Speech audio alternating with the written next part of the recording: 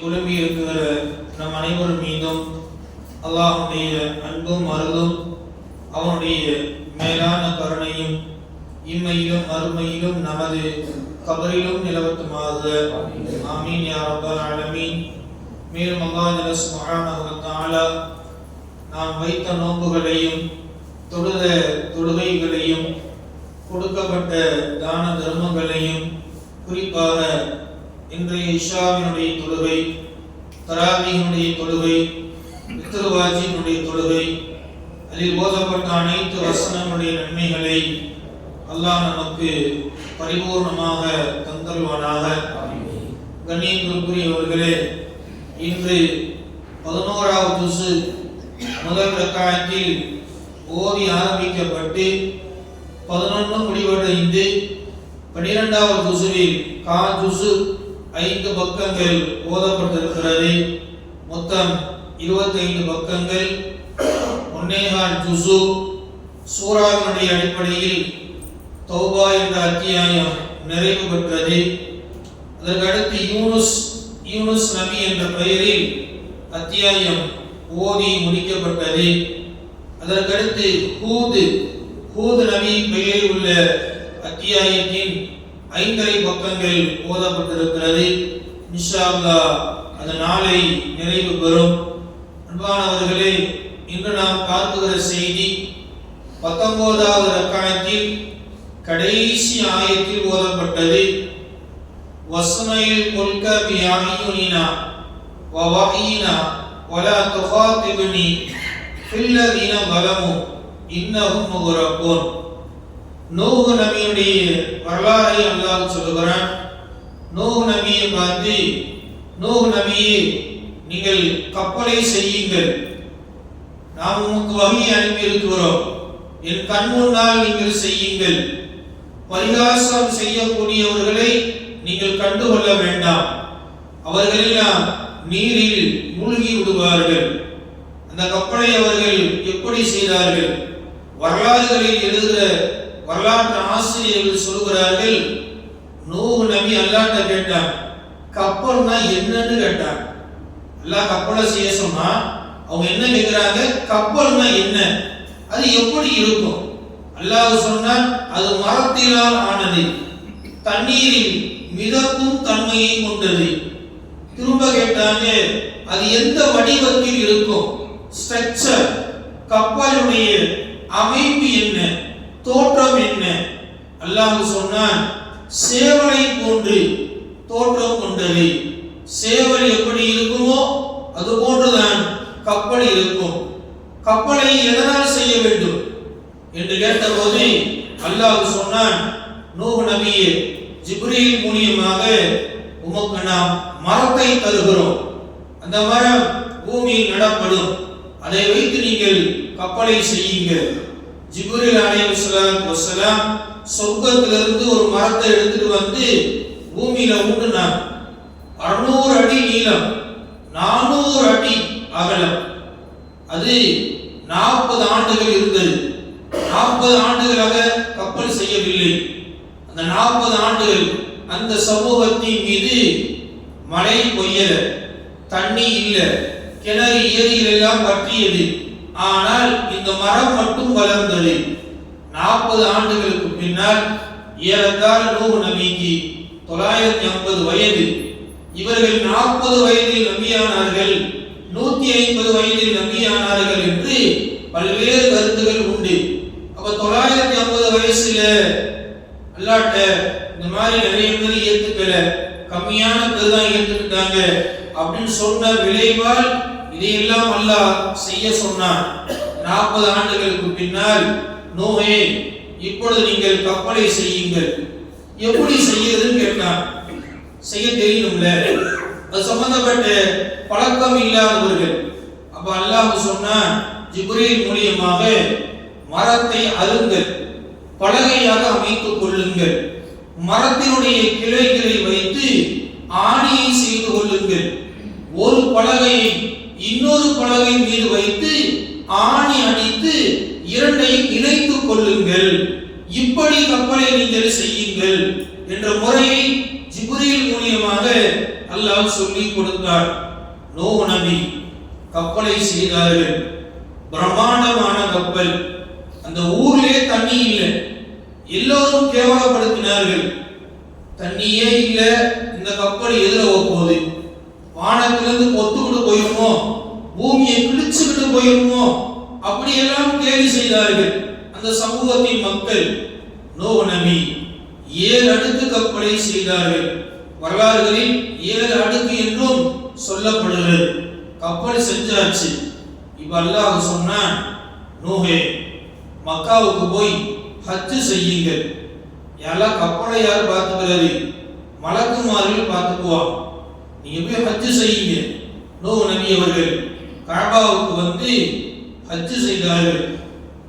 குர்ஆனில் அல்லாஹ் சொல்லுவான், அந்த தண்ணீர் வருகிற போது நூஹ் நபியிடம் ஒரு அடுப்பு இருந்தது என்று சொல்லுவான். கஅபாவில் ஹஜ் செய்துவிட்டு அங்கு ஒரு ஆதம் அலைஹிஸ்ஸலாத்து வஸ்ஸலாம் அவங்க பயன்படுத்திய கல் அடுப்பை நூஹ் நபி பார்த்தார். யா அல்லாஹ், இந்த அடுப்பை நான் எடுத்துக்கிறேன், எடுத்துக்கங்க. அதே மாதிரி ஆதம் அலைஹிஸ்ஸலாத்து வஸ்ஸலாம் அவருடைய உடலையும் எடுத்து செல்லுங்கள். ஹவ்வா அலைஹிஸ்ஸலாத்து வஸ்ஸலாம் அவர்களுடைய உடலையும் எடுத்து செல்லுங்கள். அவர்கள் இரு உடலுக்கும் தோதுவாக பெட்டியை செய்து கொள்ளுங்கள். 7 அடுக்கு கப்பலில் முதல் அடுக்கில் ஆதம் அலைஹிஸ்ஸலாத்து வஸ்ஸலாம் அவருடைய உடல் வைக்கப்பட்டது. ஈமான் கொண்ட 80 பேர்களில் 40 ஆண்கள் 40 பெண்கள். அந்த கீழ்த்தளத்தில் ஆதம் நபியோடு சேர்த்து 40 ஈமான் கொண்ட ஆண்கள் ஏறிக்கொண்டார்கள். 2வது அடுக்கில் 40 பெண்களும் ஹவ்வா அலைஹிஸ்ஸலாத்து வஸ்ஸலாம் அவருடைய ஜனாசா அந்த உடலும் கப்பலில் எப்பொழுது ஏற வேண்டும்? அல்லாஹ் சொன்னான், நீங்கள் வைத்திருக்கிற அடுப்பிலிருந்து தண்ணீர் பொங்கி வரும், தண்ணீர் பொங்க ஆரம்பிக்கும், அப்பொழுது ஏறுங்கள். பொங்க ஆரம்பித்தது. முதல் அடுக்கிலும் 2வது அடுக்கிலும் மக்கள் ஏறிவிட்டார்கள். நூஹ் நபி கப்பலில் ஏற போறான். அல்லாஹ் குர்ஆனில் சொல்கிறான், குல் நஹ்மில் ஃபீஹா மின் குல்லி ஸௌஜைன் இஸ்னைன். ஒவ்வொரு உயிரினமும் ஜோடி ஜோடியாக அதில் வந்து ஏறட்டும். பிரம்மாண்ட உயிரினம் வந்து நின்றது. எல்லோரிலும் ஆண் பெண் ஜோடியாக பெரும் கூட்டம் வந்து நின்றது. 2 அடுக்குல ஆளை செட் பண்ணிட்டான். 3வது அடுக்குல செட் பண்ணணும்.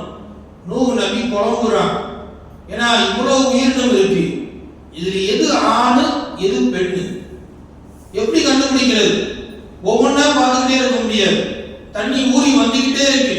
பூமி அந்த தண்ணி வெளிப்படுத்துகிறது. மலையிலிருந்து வானத்திலிருந்து மழை பொழிகிறது. எல்லோரையும் சீக்கிரமாக ஒன்று உள்ளே சேர்க்க வேண்டும். படிப்படியாக கரம் விரித்து சேர்க்க வேண்டும். அல்லாஹ்ட்ட கேட்டான், எப்படி ரப்பே நான் உள்ளே குறிச்சு வைக்கிறது? அல்லாஹ் சொன்னான், நூஹ் நபியே 2 கைகளை நீட்டுங்கள். உடைய வலது கையை எதுவெல்லாம் அடைகிறதோ அது ஆண், உடைய இடது கையை எதுவெல்லாம் அடைகிறதோ அது பெண். 2ஐயும் ஜோடியாக சேர்த்து உள்ளே அனுப்பி விடுங்கள். ஒவ்வொரு உயிரினத்தையும் தொட்டு அனுப்பினார்கள் நூஹ் நபி அவர்கள். 3வது அடுக்கில் ஆடு மாடு ஒட்டகத்தை அனுப்பினார்கள். 4வது அடுக்கில் சிங்கம் புலிகளை அனுப்பினார்கள். 5வது அடுக்கில் தேள்களை, இந்த மாதிரி விஷ ஜந்துக்களை அனுப்பினார்கள். 6வது அடுக்கில் பறவைகளை நிரப்பினார்கள். 7வது அடுக்கில் பயிர்களை, விதைகளை, உணவுப் பொருட்களை அடுக்கினார்கள். இப்படி 7 அடுக்குகளும் நிரப்பப்பட்டது. ஆனா ஒரே ஒரு கழுதை மட்டும் உள்ள ஏற இப்படி நிக்குது. பாதி உடல் உள்ள வந்துருச்சு, பாதி உடல் வெளியே இருக்கு. தண்ணி ஏறிக்கிட்டே இருக்கு, இது வரல. கோபமான நூஹ் நபி அவர்கள் மல்ஊனே ஏறிக்க அப்படின்னு சொன்னார். சபிக்கப்பட்டவனே ஏறிக்க என்று சொன்னவுடன் ஷைத்தான் இப்லீஸ் கப்பலுக்குள் ஏறிவிட்டான். உள்ளே வந்த நூஹ் நபி, நீ எப்படி உள்ள வந்த? நீங்க தான் மல்ஊன் சபிக்கப்பட்டவனே என்று அழைத்தீர்கள். இந்த உலகத்தில் சபிக்கப்பட்டவன் நான் தான். எனக்கு நீங்கள் அனுமதி கொடுத்ததால் நான் உள்ளே ஏறிக்கொண்டேன். எனக்கு உலகம் அழிவு வரை மரணம் என்பது கிடையாது, அதனால் என்னை விட்டு விடுங்கள் என்று ஷைத்தான் அந்த கப்பலில் ஏறிக்கொண்டான். கப்பல் கிளம்பியாச்சு. அல்லாஹ் குர்ஆனில் சொல்கிறான், நூஹ் நபி அவர்கள் கப்பலில் ஏறுகிற போது நூஹ் நபியுடைய வாழ்க்கையில் 2 மனைவிமார்கள். முதல் மனைவிக்கு 6 பிள்ளைகள், 3 ஆண் பிள்ளை 3 பெண் பிள்ளை. இவர்கள் ஈமான் கொண்டவர்கள். இரண்டாவது மனைவிக்கு ஒரே ஒரு பையன், கனான் என்ற பையன். தன் குடும்பம் ஏறியது. இரண்டாவது மனைவி நூஹ் நபியை ஈமான் கொள்ளாமல் மாறி விடுவார்கள். அதே போன்று பையனும் மாறி விடுவான். கப்பல் புறப்படுகிற போது நூஹ் நபி தன்னுடைய இரண்டாவது மனைவியுடைய பையனை, நீ உள்ளவா, கப்பலை ஏறிக்கேன்னு கூப்பிடுறப்ப அவன் சொன்னான், நான் பெரிய மலைகளை பார்த்து ஏறிக்கொள்கிறேன், நீ எனக்கு ஒண்ணு ஆகாது அப்படின்னு சொல்லுகிற போது மலையளவு அலை வந்து அவனை முழுகடித்தது. அவர் இருவரும் பேசுகிற போது அவன் பிணமாக மிதந்தான். மூழ்கியவர்களில் அவனும் ஆகிவிட்டான் என்று அல்லாஹ் சுப்ஹானஹு வ தஆலா இன்று ஓதப்பட்ட வசனத்தில் சொல்கிறான். இந்த கப்பல் ரஜபு மாதத்தில் கிளம்பியது. சுமார் 5 மாதங்கள் பரிபூர்ணமாக சுத்தியது. நூஹ் நபி சொன்னார்கள், குர்ஆனில் வருகிற வசனம், வகால ரகபு ஃபீஹா பிஸ்மில்லாஹி மஜ்ரேஹா, இந்த கப்பலை ஏறுகிற போது பிஸ்மில்லாஹ் என்று சொல்லி ஏறுங்கள். இதை ஓட்டுபவன், இதை நிறுத்துபவன் அவனே. நீங்கள் கப்பலை ஓட்டுவதற்கு மாலுமியோ அது சம்பந்தப்பட்ட பழக்கமுடையவர்கள் வேண்டும். இந்த கப்பல் உலகத்தையே சுற்றியது. 5 மாதங்கள் இருட்டுக்குள் பயணித்தது. இதை ஓட்டியவன், வழி நடத்தியவன் அல்லாஹ் ஒருவனே என்று நூஹ் நபி அவர்கள் சொல்லியதை குர்ஆனில் அல்லாஹ் சொல்லி தருகிறான். 5 மாத பயணங்களுக்கு பின்னால் துல்ஹஜ் மாதத்தில் இந்த கப்பல் ஜூத் மலையில் வந்து இறங்கியது. இதற்குள் இந்த கப்பல் பைத்துல் முகத்தஸில் நின்றது. காபாவை 7 தடவை இது தவாப் செய்தது. இன்றளவும் நீ ஜூத் மலையில் போய் பார்த்தால் இந்த கப்பலுடைய அடையாளம் இருக்கும், பாகங்கள் உண்டு என்று வரலாற்று ஆசிரியர்கள் சொல்லி தருகிறார்கள். உலகமே தண்ணீரால் அழிக்கப்பட்ட சமுதாயம் இவர்கள் மட்டும்தான். 80 பேரையும் நூஹ் நபியையும் அன்று உள்ள உயிரினங்களையும் அல்லாஹ் பாதுகாத்தான் என்று வரலாறு சொல்கிறது. அன்பானவர்களே, எல்லா சூழ்நிலையிலும் அல்லாஹ் ரசூலுக்கு கட்டுப்பட்டு வாழுகிற நன்மக்களாகவும் அல்லாஹ்வுடைய அத்தாட்சிகளை சென்று பயணம் சென்று பார்க்கிற நன்னசீபையும் நம்முடைய ஈமானை அல்லாஹ் வலுப்படுத்தி தருவானாக. மரணிக்க ரஹமத்தில் கலிமா லா இலாஹ இல்லல்லாஹ் முஹம்மது ரசூலுல்லாஹ் என்ற கலிமாவை சொல்லி அன்னலம் பெருமானார் ஸல்லல்லாஹு அலைஹி வஸல்லம் அவர்களை கண்டுகளித்து மரணிக்கிற பெரும் வாக்கியத்தை அல்லாஹ் சுப்ஹானஹு வ தஆலா நமக்கும் நம்முடைய சந்ததிகளுக்கும் தந்தல்வானாக. அல்ஹம்துலில்லாஹி ரப்பில் ஆலமீன்.